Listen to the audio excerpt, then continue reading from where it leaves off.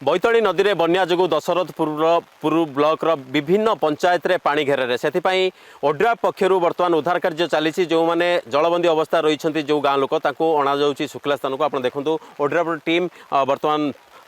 जाई ए पाख अंचल जो रही पंचायत गुड़िक सेठार अणा आप देखिए पाटणा गाँ और अन्य गाँ सबू गाँव उद्धार कार्य ओड्रापर बोट पाख गाँव को जाऊँगी और लोक मान उद्धार कर आणुंट कारण आप जानते काणी नदी और ता सहित बैतरणी नदीर बन्या जो समग्र जाजपुर जिलार विशेषकर दशरथपुर ब्लॉक अधिक प्रभावित होती से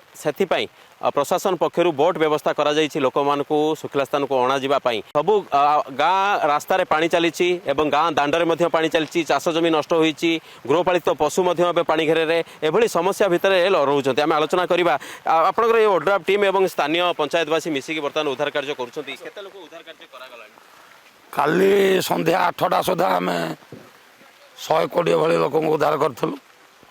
आज सका 30 जन बर्तमान आसिले 3 जन 33 जन हो आहरी भी दिन सारा आज उद्धार कार्य एमती पानी घेर रही बर्तमान सुधा आमर 2टा 3टा रेवेन्यू कम से कम 7टी गाँ पानी घर अच्छा आज तो पानी एत पानी है कहले न सर पानी बढ़ुची पानी घरे पानी जो लोक मैंने सब थे घरे से काली ठार आउ साहस धैर्य हरगला तापर से आम नहीं सुरक्षित स्थान रखु बर्तमान लोक मान उद्धार करा सुरक्षित स्थान में रखा कारण आप जानते दशरथपुर जेहेतु अधिका प्रभावित होती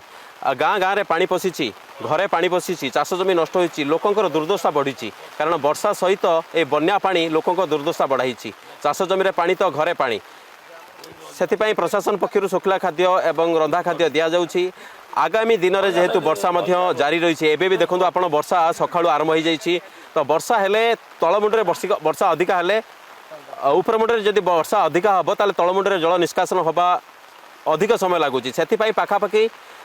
22 दिन हम ये अंचलवासी एठारे जलबंदी अवस्था रही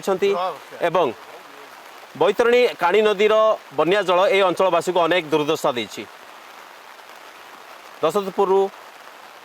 कैमरा पर्सन निर्मल चित्तरंजन अर्गस न्यूज।